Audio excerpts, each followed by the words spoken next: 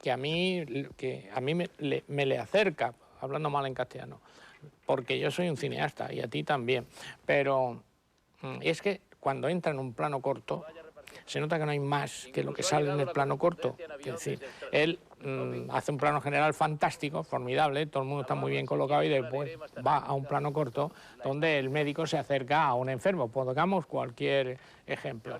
Y entonces, si te fijas bien en ese plano corto, si grabas la película y lo paras, no hay más que lo que sale en ese... Y son maestros en eso, en que el plano corto... era una utilización de los dos elementos que hay detrás y uno más.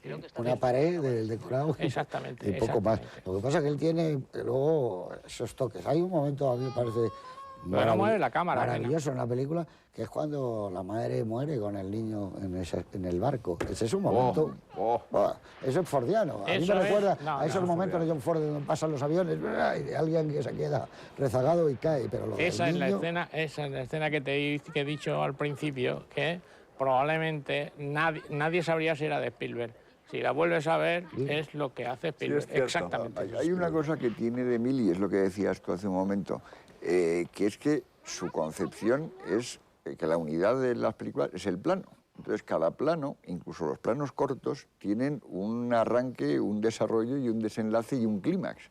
Y entonces, cada plano aislado es como si fuera una película independiente prácticamente. Pero se nota que está muy elaborado. Sí, elaboradísimo. Totalmente elaborado. De Mil, al ser, como decís vosotros, y es verdad, Hollywood, lo que nos ha contado Hollywood a lo largo de toda la historia del cine y de lo que ha salido allí, no es como en Europa historias de personajes, sino lo que cuentan en Hollywood son situaciones, que es distinto. Y este es un maestro de eso, van por situaciones. Sí. Y una situación se agota en sí misma y pasas a otra situación. Y eso es lo que te produce también la emoción. O sea, que más que la estructura del guión del cine europeo, donde hay unos personajes que mueven una historia, aquí son por situaciones. Por eso aquí le vienen también los flashbacks. Claro, por eso he dicho antes que era un cine de viñetas. Claro. En ese cine de viñetas, que yo no lo estoy diciendo peyorativamente, ni muchísimo menos. En ese cine de viñetas, en cada viñeta entran los personajes que tienen que estar en ese momento. Y, es decir, por ejemplo, ahí es la influencia del TVO, del cómic. El holandés retransmite... El arte secuenciado, efectivamente, son viñetas. Y ahí está también los ilustradores, efectivamente. El holandés retransmite su muerte, que es una cosa divertida, ¿no? Y entonces los que están escuchando son exactamente los que tienen que escuchar su muerte, que son el Gary Cooper, la novia, sin el caso, y el moribundo ese, que todos los enfermos están por otro lado, pero ese está en la cabina de radio esperando para poder también hay oír. Un triángulo aquí, aunque es un triángulo no perverso. Y además la llama a ella, o sea, hay un mensaje para ella porque el otro le quiere hablar y en realidad se lo está radiando realmente a ella. Luego hay a otro espectador y luego hay ese elemento que te decía yo antes, que siempre hay espectadores. O sea, que cuando el chino que muere en medio del relato está contando por la parte misteriosa de su entre todos los enfermos que están por allí metidos debajo de las camas, él está contando la historia y estamos viendo cada uno el efecto que le hace en cada uno de los que están escuchando el relato y su frustración al verse interrumpido nuevamente el relato, que es como esa especie de cosa que te dicen al principio de la película, este hombre tiene algún misterio en su pasado y hay algo vergonzoso oculto, y ya nos crea a nosotros esa curiosidad que la comparten otros personajes de la película que actúan como representantes de los espectadores a lo largo de la película, que es una cosa que es constante en todo el cine de Emile desde el principio y que es bastante infrecuente, porque el cine americano normalmente a los espectadores te los quita de en medio, o sea, los tienes enfrente, pero no los tienes metidos en la pantalla. Y eso es lo que yo creo que hace es que ese elemento que casi todo el cine de Hollywood lo comparte, en DeMille es como mucho más visible, es como más explícito todo ese elemento, lo mismo que el elemento de artificio, el elemento de estilización, el elemento de narración, que los personajes no te los explican, sino que deduces cuál es su historia y su tal a raíz de los hechos, de su actuación, de lo que tú llamabas antes de las situaciones. O sea, el que pasa por diversas situaciones y por cómo reacciona en esas situaciones se define como personaje y recobra una especie de unidad, no que está presentado desde el principio. Que él va a llevarte a la situación. Yo creo que lo que te quería decir, José Luis, no lo sé, es que no hay una trama, sino hay un personaje que va pasando y va haciendo de hilo conductor de la película. No sucede una cosa como consecuencia de la anterior, sino son viñetas en las que van sucediendo cosas cosas en las que está presente, de alguna con la manera, ayuda siempre el de un personaje narrador al estilo un poco de los bardos de la épica, que está contando cosas, hechos fabulosos que existieron, como el chino, por ejemplo, cuando cuenta lo de China. Pero por eso es la epicidad brechtiana que decía Miguel. Por eso en cada plano, creo yo, están solo los personajes que tienen que recibir el mensaje. Es decir, se ve el interior, ese decorado fantástico del avión final, donde naturalmente está la Rendain, que naturalmente es lo que el público quería, que no se hubiera muerto efectivamente. Entonces le dicen que escuche. Y le dan, ¿puedo escuchar? Puedo escuchar. Yo le conocí. Sí, bien. Y entonces se dice la frase que dice, bueno, no me puedo creer que sean tan sencillos, tan modestos al hacer una película, quiero decir, tan elementales y tan eficaces. Le dice uno de los militares, dice, señora, necesita usted un café.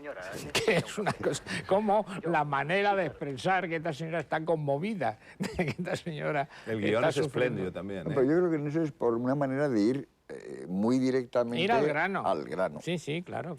El guión es lo más efectivo que puede hacerse con esa película. Está llena de frases memorables. Tú has dicho una que le valió una condecoración a DeMille. Está lleno de frases que se recuerdan. Esos holandeses son los que le ayudaron. Pero yo lo que siempre me ha asombrado de él es que tú te pones a ver en vídeo o por la tele, se la ponen los 10 mandamientos, a las 4:30 de la tarde. Cuando le van a entregar las tablas en el Sinaí, ya es de noche, y se te ha pasado en un momento. Dice, pero ¿cómo? Y fíjate lo que se cuenta, a donde yo voy, situaciones. El cestito que va y entra como en el palacio donde está la madre, el mar rojo que se va a morir, cómo se construyen las pirámides. La zarza ardiendo. Es asombroso, dices, ¿no? Es como sí, una sencillez y a la vez una duplicidad de cosas que van pasando. Y entonces tú vas conociendo los personajes, pero no porque dice, te voy a contar la historia de Moisés, no, te voy a contar esta historia y dentro de esta historia está Moisés. Y fíjate cómo es cuando baja Moisés, con eso otro, con ese maquillaje, esa barba enorme. Pero bueno, lo que habrá visto allí, cómo lo ha visto. Yo me acuerdo de ver la película en el Palacio de la Música, de chaval, y cuando salía aquella bola de fuego hacia el quinto, no matará, ¡bum! La gente estaba sobrecogida, como yo no he visto nunca a nadie en los cines. Estabas así, pendiente, pues como cuando tú hablabas de lo de Barnum, y había un número espectacular y la gente estaba ahí. Eso es el cine. No, otra cosa llamativa. Hay un misterio, que no está el misterio, que me parece que es una de las claves del buen narrador, que es que siempre sucede lo que el espectador quiere que suceda. Siempre sucede a favor lo del que público. Lo que espera el espectador que le gustaría que sucediese. Y sucede 10 minutos después, 15 minutos después. Al final de la película ya retoma y dice, no, se ha muerto la chica finalmente. Y entonces eso es una clave de gran narrador, ¿eh? No lo digo tampoco peyorativamente. Pero hay un momento que suceda lo que el público quiere que suceda. Hay un momento de la película cuando él está con ella en Yogyakarta y él recibe el comunicado, que parece que se va a declarar, ¿no? No te vas a casar con este, que puedes ver un poco más allá de ese plano, de lo artificioso que es como está construido. Como estamos aquí, pues un plato, unos proyectores, la luz, y atrás ves todo el equipo. Pero está tan bien hecho, la cara de Gary Cooper es el cine, ella está tan bien, todo está muy curioso, está, qué bien. Y ella se va en plano general. Y entra el otro y dice, perdón que les interrumpa. Es fantástico, eso era el cine, porque eso lo hemos visto muchas veces cuando estos empezaron a rodar, que estaban rodando en platós como este, había 6 o 7, y en uno había unos tipos dando tiros, otro una mujer desesperada porque el niño estaba enfermo, y va pasando la cámara de un lado a otro, y en ese sentido de lo directo, es como está construida la película. En DeMille yo creo que eso lo tiene John Ford, claro. Y no se pierde nunca el maestro de cine mudo que fue, incluso aunque él se adaptó maravillosamente al cine sonoro, pero verdad que estás viendo la película muda que subyace a la película. Porque además yo creo que hay un elemento que quizás sea porque su hermana era bailarina, todas sus películas son como una coreografía.